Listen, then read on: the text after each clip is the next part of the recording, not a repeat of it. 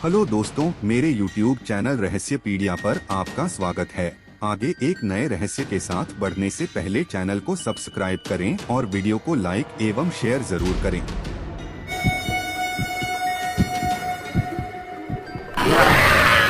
दोस्तों, ऐसी भारत में कई जगह हैं जो कि रहस्यमय कारणों के चलते चर्चा में बनी रहती हैं।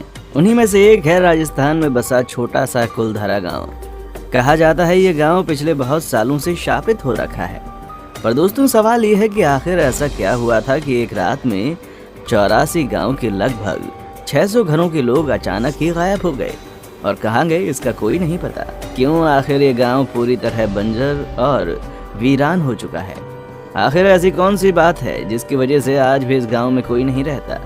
और आज इसी कड़ी में हम कुलधरा गांव के रहस्य को थोड़ा सा जानने की कोशिश करेंगे। दोस्तों, अगर आप कभी वहां जाएंगे तो जर्जर हालातों में पड़े खंडहर आज भी उस घटना की गवाही देते हुए नजर आएंगे जिसने अचानक से इस सुंदर से गांव को एक वीराने में तब्दील कर दिया। ये कुलधरा गांव आज जिस हालात में है वैसा पहले कभी नहीं था। दोस्तों, आज से लगभग 200 साल पहले ये कुलधरा गांव खाली और वीरान पड़ा हुआ था। एक समय में ये बहुत ही सुंदर और सारी सुख सुविधाओं से लैस हुआ करता था। आपको बता दें कि भारत में जो सबसे डरावनी जगह है उन जगहों में कुलधरा गांव भी शामिल है। रहने वाले आसपास के लोगों का कहना है कि यहाँ पर भूत रहता है, क्योंकि रात में कभी वहाँ औरतों की चूड़ियों की खनकने की आवाज आती है तो कभी किसी बच्चे के रोने की। दोस्तों, आप जानकर हैरान रह जाएंगे कि वहाँ घूमने गए कुछ टूरिस्ट ने बताया कि जब वो अपनी कार से घूमने गए और वापस लौटे तो उनके कार के शीशे पर बच्चों के पंजों के निशान मिले। खैर, क्या सच है और क्या झूठ इसका तो पता नहीं, पर राजस्थान की सरकार की हरकत ने इन सब को सच में बदल दिया है। राजस्थान सरकार ने उस गांव के चारों तरफ 2 किलोमीटर की दूरी पर एक बाउंड्री बनाने के साथ बड़ा गेट भी बनवा दिया। इतना ही नहीं दोस्तों, वहां दिन में तो कोई भी घूमने जा सकता है, पर शाम ढलने के बाद कोई नहीं जा सकता। आम आदमी तो छोड़िए, 4 बजे के बाद वहां कोई गार्ड भी नहीं रुकता। इतिहासकारों की बात करें तो वो भूत प्रेत का तो नहीं, पर इस बात को जरूर मानते हैं कि एक रात में ये पूरा गांव खाली हो गया था। आपको पता ही होगा कि राजस्थान का सबसे मशहूर गोल्डन शहर, इसी गोल्डन शहर का नाम जैसलमेर है। इसका नाम खूबसूरत शहरों की श्रेणी में आता है। यहाँ पर आपको दुकान, मकान, होटल, किले सब पीले रंग में रंगे नजर आएंगे। सूरज की जब पहली किरण इस शहर में पड़ती है तो मानो सोना चमकने लगता है। दोस्तों, जैसलमेर से ज्यादा नहीं, सिर्फ 18 किलोमीटर की दूरी पर कुलधरा बसा हुआ है। कुलधरा गांव तो वीरान ही है, पर जब आप जैसलमेर से कुलधरा के लिए जाएंगे तो वहाँ की सड़कें भी आपको एकदम सुनसान मिलेंगी। ना लोग, ना उतनी गाड़ियाँ। कहीं दूर जाकर आपको एक आधा गाड़ी नजर आ जाए तो नजर आ जाए, वरना वो भी नहीं। इतना ही नहीं, जब आप पहुंचकर गेट के अंदर से घुसेंगे तो आपको भी थोड़ा सा अजीब महसूस होगा। गर्मी के दोपहर में हमारी क्या हालत होती है ये हम सब जानते हैं, पर कुलधरा में आपको उतनी गर्मी महसूस नहीं होगी। दोस्तों, इतिहासकारों के हिसाब से सन 1291 में जैसलमेर से करीब 18 किलोमीटर दूर पालीवाल ब्राह्मण ने इस गांव को बसाया था। यहाँ पर 84 गांव के लगभग 600 घर एक साथ मिलजुल कर रहते थे। आपको बता दें कि इस जाति के लोग बहुत ही पढ़े लिखे और अमीर थे।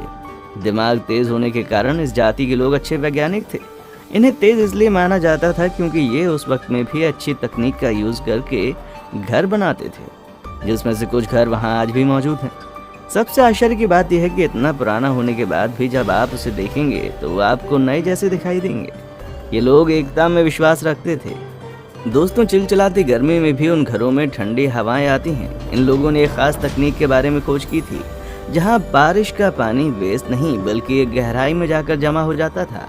और यही वजह थी कि ये लोग थार जैसे रेगिस्तान में भी फसल उगाने में कामयाब रहे। इन लोगों ने वहां पर कुछ तालाब भी बनाए थे। पर सवाल अभी भी एक ही है कि आखिर ऐसा क्या हुआ कि इतना विकसित गांव सुनसान पड़ गया। तो दोस्तों, ये सब हुआ सालम सिंह की वजह से। अब आप सोच रहे होंगे कि ये कौन सी बला है। सालम सिंह जैसलमेर का दीवान था और कुलधरा उसी के हिस्से में आता था। ये सालम सिंह बहुत ही क्रूर आदमी था, लेकिन इसके क्रूर होने के पीछे भी दोस्तों एक कहानी छिपी हुई है। जब सालम सिंह 11 साल का था तो उसके पिता को गला काटकर मार दिया गया था, वो भी राजद्रोह के आरोप में। और उसके पिता भी जैसलमेर के सोने के किले में दीवान थे। इसी घटना के बाद सालम सिंह निर्दयी और बहुत ज्यादा क्रूर बन गया। ऐसा कहा जाता है कि तब से ही सालम सिंह के मन में सोनार किले को हथियाने की बात आ गई थी और इसी वजह से उसने अपना किला भी सोनार किले से बहुत दूरी पर बनवाया था और उसके किले की ऊंचाई सोनार किले से भी ऊंची थी। अब जाहिर सी बात है दोस्तों को राजा ये बात कैसे बर्दाश्त कर ले कि उसके दीवान का महल उसके महल से ऊंचा हो, इसलिए सोनार किले के राजा ने सालम सिंह के महल के ऊपर के 2 मंजिल तोड़ दिए। आपको बता दें कि सालम सिंह औरतों में भी बहुत ज्यादा बदनाम था और यही वजह थी कि औरतें उसके किले की तरफ जाना तक नहीं चाहती थी। एक बार की बात है दोस्तों, ये सालम सिंह कुलधरा गांव के दौर पर निकला था और उसी वक्त उसकी नजर वहां के पंडित की बेटी पर पड़ गई। फिर क्या था, उसको देखकर उसकी नीयत खराब हो गई। आपको जानकर हैरानी होगी कि उस लड़की को पाने के चक्कर में सालम सिंह ने अलग अलग तरह के लगान लगाए ताकि ये पालीवाल झुक जाए, पर ये पालीवाल काफी अमीर थे, इसलिए सालम की मंशा पर पानी फिर गया। इसके बाद सालम सिंह इतना नीचे गिर गया कि उसने बहुत बार पंडित की बेटी को उठवाने की कोशिश भी की, पर वो उसमें भी नाकामयाब रहा। बार बार अपने मंसूबे में कामयाबी ना मिलने के बाद सालम सिंह के सर पर उस लड़की को पाने का जुनून सवार हो गया और जुनून कुछ इस कदर सवार हुआ कि सालम सिंह ने कुलधरा गांव में संदेशा भिजवा दिया कि अगर अगले पूर्णमासी की रात लड़की को सालम सिंह के हवेली पर नहीं भेजा गया तो पूर्णमासी के अगले दिन वो सैनिकों के साथ उस गांव पर हमला कर देगा। जाहिर सी बात है कि गांव में एकता थी, जिसकी वजह से पूरा गांव परेशान था कि आखिर किया क्या जाए। गांव का हर आदमी अपने अपने तरीके से सुझाव दे रहा था, पर किसी का सुझाव सही नहीं था। वो ज्यादा देर इंतजार भी नहीं कर सकते थे क्योंकि पूर्णमासी आने में बस कुछ ही दिन बाकी थे।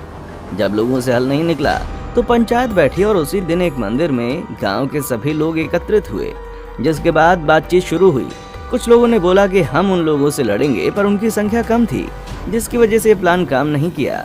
तो कुछ लोगों ने राय दी कि पंडित उस गांव को छोड़कर चला जाए, पर बाकी के लोग इस बात पर जानते थे कि अगर ऐसा किया तो सालम सिंह गांव के लोगों पर अपना गुस्सा निकालेगा। इसलिए सबके मन से एक फैसला लिया गया कि वो चुपचाप गांव को खाली कर देंगे। शायद इसे ही कहा जाता है एकता में बल, जो आज के जमाने में कहाँ देखने को मिलता है। यहाँ तो एक पड़ोसी ही दूसरे पड़ोसी की मदद नहीं करता और यहाँ 600 घरों के लोग सिर्फ एक लड़की की इज्जत बचाने के लिए एक साथ आ गए। कुलधरा के गांव के लोगों का कहना था कि वो अपनी इज्जत का सौदा कभी नहीं करेंगे। इन लोगों को ये बात पता थी कि अगर ये एक आध दिन के बाद जाएंगे तो कहीं ना कहीं से बात बाहर आ जाएगी, इसलिए इन लोगों ने फैसला किया कि ये लोग उसी रात जाएंगे। इन सब के बाद सबको ये भी बोला गया कि अपने साथ सिर्फ कीमती और जरूरी सामान ही लेकर चलें। उसके बाद क्या दोस्तों, सबने अपने सामान उठाए और चल दिए और बाकी चीजों को जस का तस छोड़ दिया। जैसे कि किसी ने अपने कपड़े सूखने डाले हैं तो वैसे ही पड़े हैं, छोटे बर्तन जहाँ हैं उसे वैसे ही छोड़ दिया और कतार में उसी रात चल निकले। और जब जाते जाते वहाँ के लोगों ने इस गांव को एक श्राप भी दे दिया कि ये गांव अब कभी नहीं बसेगा और जो भी यहाँ बसने की कोशिश करेगा वो कभी खुश नहीं रह पाएगा। अब 3 दिन बीतने के बाद पूर्णमासी का दिन बीत गया और उससे में सालम सिंह कुलधरा गांव की तरफ बढ़ता है और वहां पहुंचते ही सालम सिंह के होश उड़ गए, क्योंकि उस गांव में सन्नाटे के अलावा कुछ नहीं था। वो पूरे गांव की तलाशी लेता है पर उसे एक शख्स नहीं मिलता।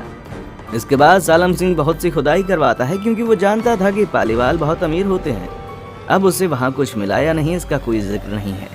इतना ही नहीं, सालम सिंह के सैनिकों ने इस गांव में बसने की बहुत कोशिश की, पर उनके साथ वहां कभी कुछ भी सही नहीं हुआ। कहा जाता है कि अगर आप एक रात वहां रुक गए तो दूसरी सुबह आपकी होगी ही नहीं। 2013 में कुछ पैरानॉर्मल सोसाइटी के लोग गए जिन्होंने दावा किया कि वहां नेगेटिव एनर्जी है। अब वो 600 गांव के लोग कहाँ गए इसका तो नहीं पता, पर कहा जाता है कि ये लोग अलग अलग जाकर बस गए और तभी से कुलधरा अकेला, वीरान और भूतिया बन गया। क्या आप कभी कुलधरा घूमने गए हैं और वहाँ पर कुछ अटपटा महसूस किया है? कमेंट सेक्शन में आकर ज़रूर बताएं। वीडियो पसंद आई है तो वीडियो को लाइक और दोस्तों के साथ शेयर करना ना भूलें। देखने के लिए शुक्रिया।